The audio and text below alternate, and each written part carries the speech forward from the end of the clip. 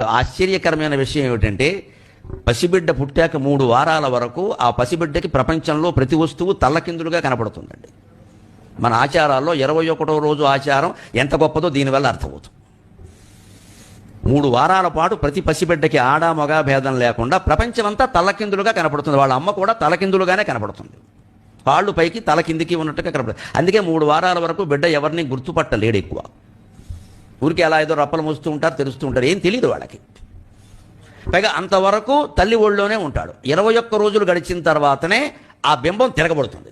మెదడు అప్పుడు పనిచేయడం మొదలు పెడుతుంది పిల్లలకి. 21 రోజుల వరకు మెదడు పనిచేయదు, ఊరికే ఉంటుంది ఒక పదార్థంలాగా. అది కూడా మరి పుంజుకోవాలి కదా, అది పని చేయాలంటే దానికి ఆయిల్ ఒకటి ఉండాలి. అక్కడ ఆ ఆయిల్ పడాలి. ఇంక వీడికి కడుపులో పాలు తప్పితే ఏం పడలేదు, కాస్త పుంజుకోవాలి. ఆ పాలు కూడా ఇతర అవయవాలన్నిటికీ అంది మెదడుకి అందాలి. ఎందుకంటే మెదడు ఎక్కడ ఉంటుంది కదా, మోకాల్లో ఉంటే మనం ఏం చేయలేం, ఇక్కడ ఉంటుంది కదా, మరి దానికి అందాలి. కాస్త వాటర్ ఇంజిన్ పెట్టి తోసినట్టు తొయ్యాలి దీన్ని. అది ఆలస్యం అవుతుంది 21. అందుకే 21వ రోజు తొట్లో పడుకోబెట్టి అప్పటి నుంచి బిడ్డగా భావించి పేరు పెడతారు ఖచ్చితంగా. మన ఆచారం అంత గొప్పది.